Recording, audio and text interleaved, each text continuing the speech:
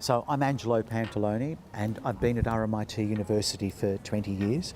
I serve the Masters of Fashion Entrepreneurship, and in particular I take two courses, which is Luxury Brand Management and Strategic Retailing.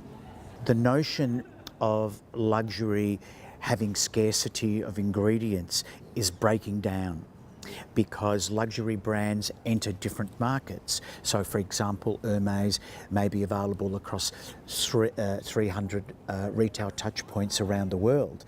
So it's very difficult to have very rare ingredients if you're going to have an assortment plan that really covers that volume of retail touch points. That said, the luxury industry is like any other industry, and it needs to account for its commercial context. It needs to be profitable. It needs to survive and exist. And so to some extent it's as much consumer-led as it is brand-led. And so when we think about street brands, we think about street brands from the point of view of clusters within a community, like for example the skate community or etc. And there are various of these clusters that make up streetwear. So streetwear isn't just sort of one homogeneous group. It's made up of lots of clusters. And I suppose what we've really seen is the advent of sportswear becoming fashionable. And so then what luxury brands do is say, let's tap into a new audience, let's tap into a new cohort of people, and perhaps collaborate with designers that are working for certain streetwear brands, and together come up in this sort of relationship. There's sort of a fusion of ideas, and as a result of this fusion we see new products. And so if we go to Sneaker Boy, for example, in Little Bourke Street, we can see, Bally shoes, Prada shoes. So we're seeing products that are developed in conjunction with the luxury brand, but for a very different audience. But what we've seen in the last 5 to 10 years is this split of luxury products between what I call the conspicuous and inconspicuous.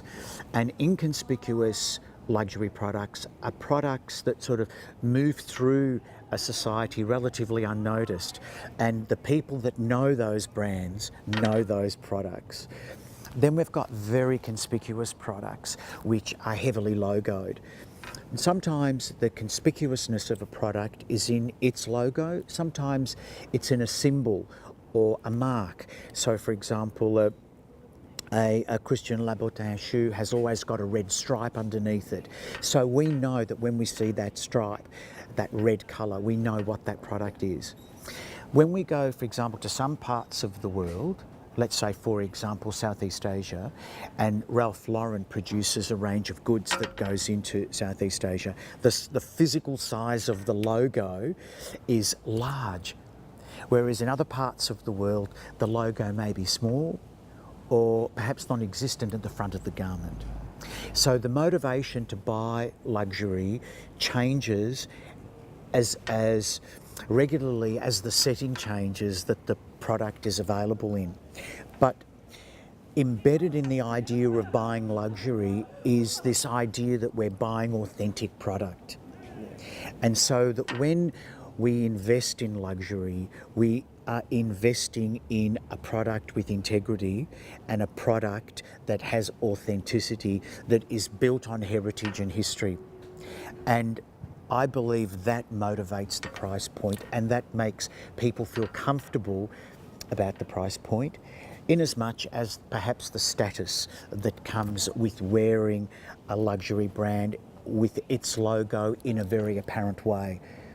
So when we think about a luxury brand's arrangement of goods and we think of their collection, a collection is broken down into segments, and then those segments are further broken down into what's called an assortment. And so there may be men's, women's, homeware, children, accessory. So they're key segments. Within those segments, there's going to be an assortment plan. And so when we think about luxury brands trying to attract a younger audience, one way of doing that is to access that audience, understand that audience, and furthermore understand the products that that audience are looking for or desire. And so when we think about the new creative director of Gucci and the products that Gucci produce, it's really hit the mark of a particular cohort group. The brand DNA flexes to suit this new generation, but the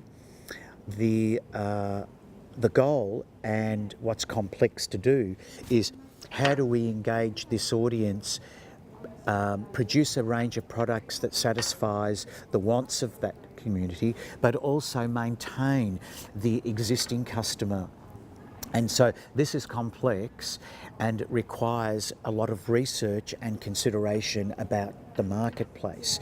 But I believe it is very possible for a brand like Gucci to maintain its traditions and at the same time be incredibly new and innovative to attract a particular audience whilst retaining an existing audience. I think this is within the power and ability of a luxury brand.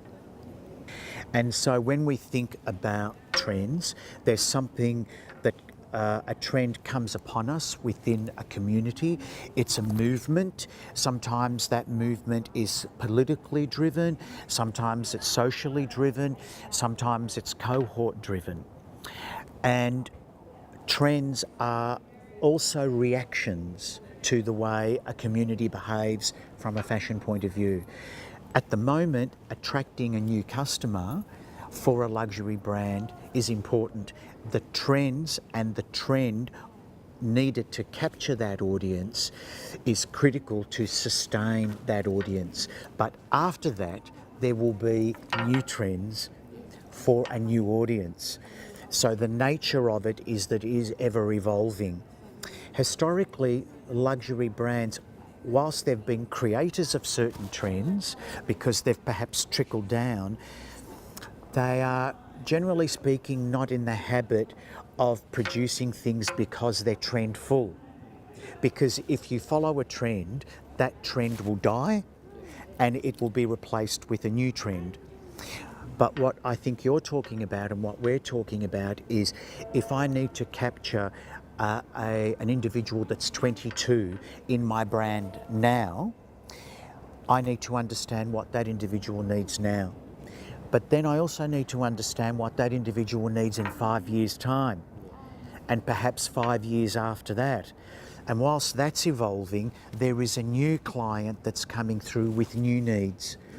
And so the creative director with the brand managers need to know what these elements are so that they can reflect it in their collections so that they're profitable and viable.